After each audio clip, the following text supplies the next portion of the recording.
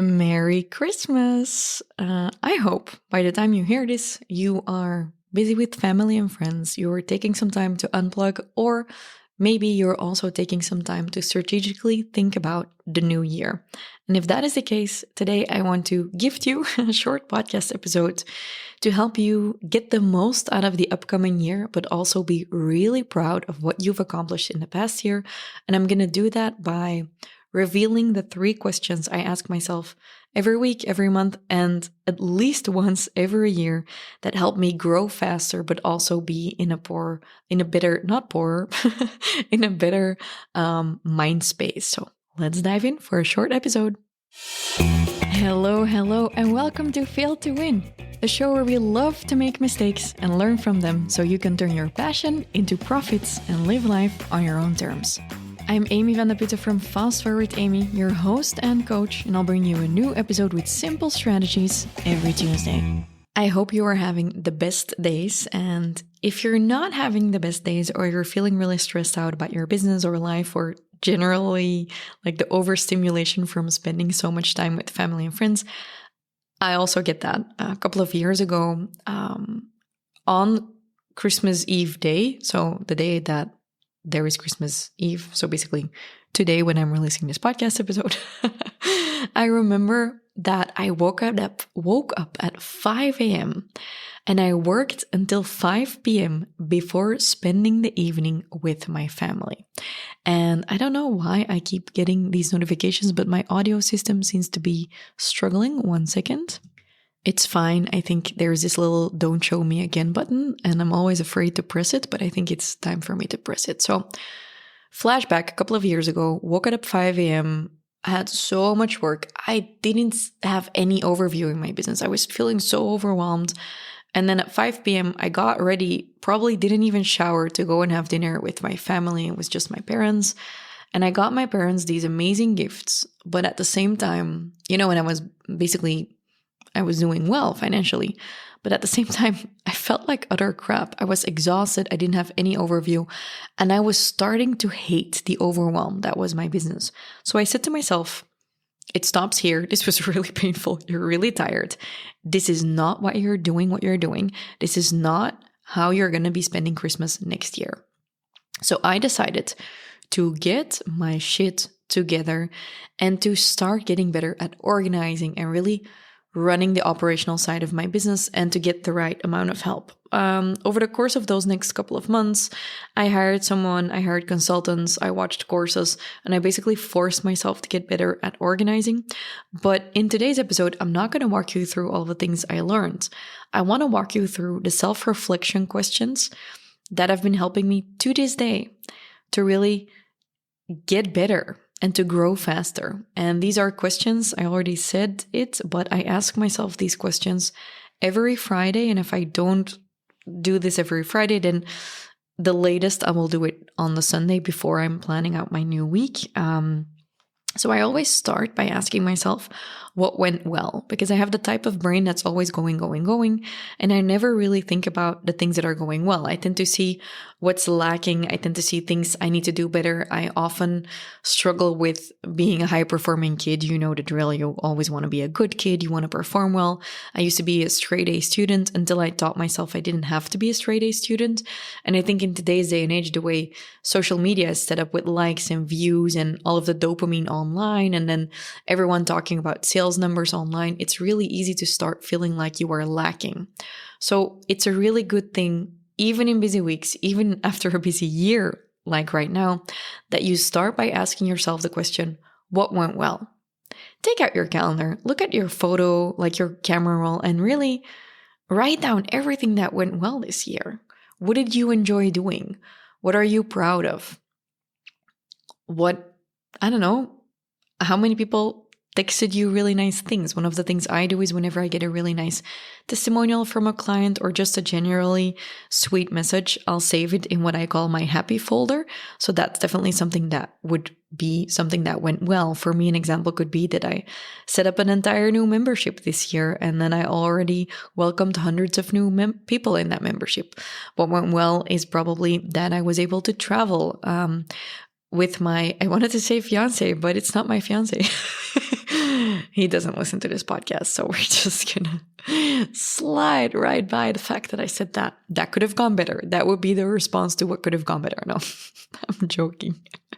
So what went well is I got amazing business results. We did a lot in revenue.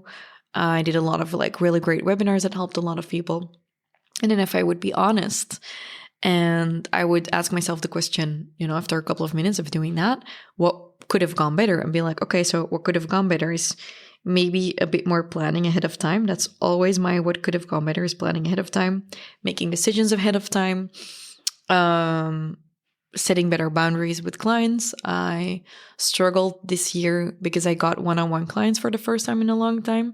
I really struggled with people pleasing and going over my boundaries, replying late at night and stuff because I wanted to help them so badly. But I did that definitely sometimes at the cost of my own personal life. So this is also something I'm not going to be doing in the upcoming year.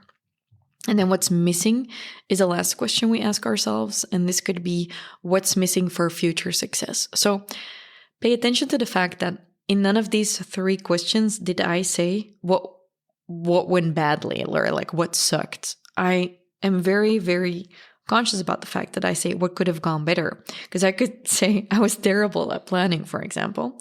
But that's not true. I did the plan and it was a pretty good plan.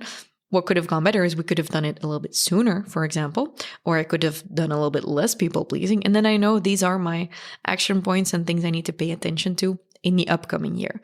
Now, what's missing for future success is not something you need to do better. It's something that doesn't exist yet. For me, this could be a professional branding. For me, this could be working with affiliates, for example. That is something at the time of recording we're not doing, and that's something we could be doing in the upcoming year. I have not been focused on ads whatsoever. That is something I could take into my playbook for 2025 and say, I'm going to be focused on ads and I want this, I want ads to do this for me, for example. What's missing is maybe I want to write a New York Times bestseller. Maybe I want to do that. Maybe I am missing a certain team member for a certain role or something like that. So that's where you get to really say, oh, this was something I wasn't even looking at. This is something I didn't even think about, but I want to do that. Last year I said, I want to start hosting events.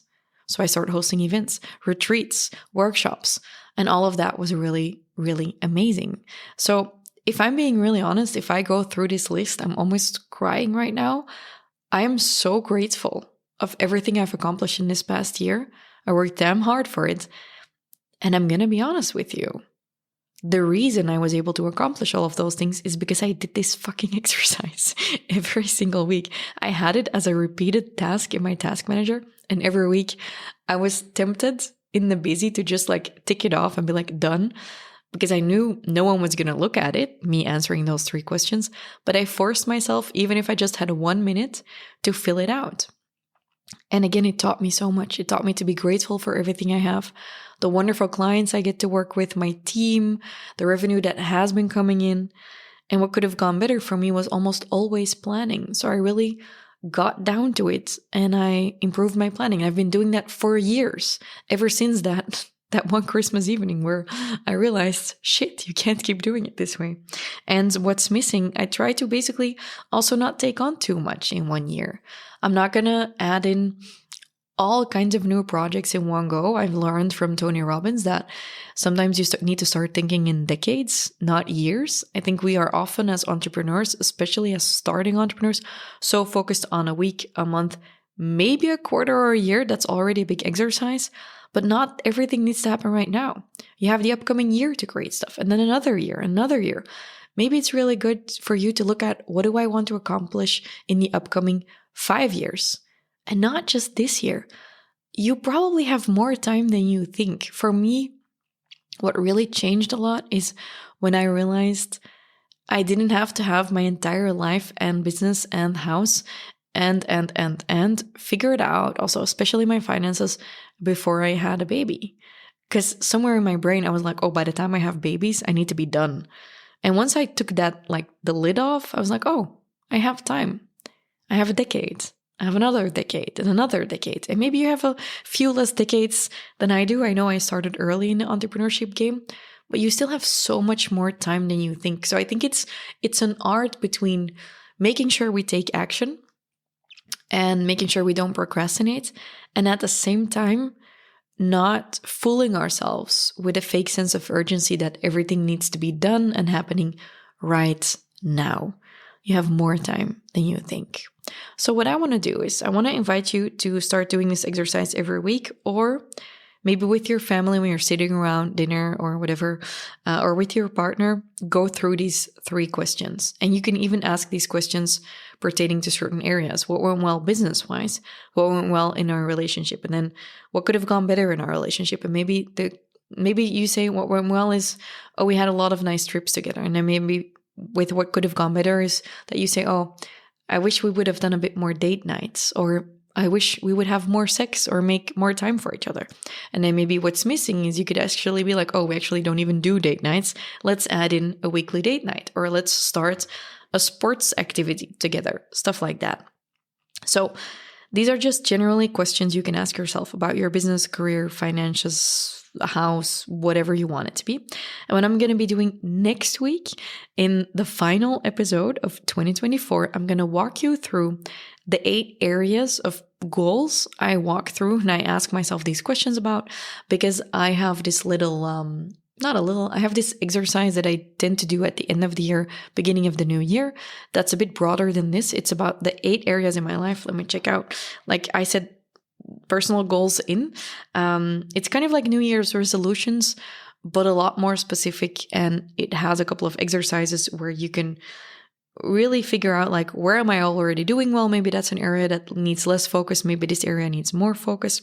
And it's basically, it goes alongside this printable, a focus wheel that will help you look at how fulfilled you're feeling in life. So maybe you're here and you're like, Amy, my business is doing well, but my health is shit. Then we're also going to be looking at that. So next week, I'll release that episode. But if you already want to get started with the exercise, I've already made a printable for you. I'll link it in the description of this episode because I made it for myself. And I'll do this exercise with my partner, for example, at the end of the year. And I'll invite my friends to do it because I'm that annoying friend who always has her friends doing shit like this. And this is my focus wheel. So if you want to grab it, either go to the link in the description of this episode, or on Instagram, FastForwardAmy, just DM me the word focus wheel, all one word. So focus and then wheel, WHEEL. Focus wheel, just DM me that word, and then I'll send you the printable. You can print it out or draw it the way I email it to you. It's a couple of pages, and it will be a 1-pager where you can fill out your top targets for each area of your life. I'll leave one box empty, so maybe you have a different area. Maybe sex is a separate area for you. I did not have that as a separate area. I include that with my partner, but hey, maybe you do have it as a separate area. And then I'll give you the wheel. So the wheel is where you can really reflect on the past year, fill out the wheel, how your life is doing right now. And then for the next year, we're going to set some really tangible targets. And I'll explain how in next week's episode.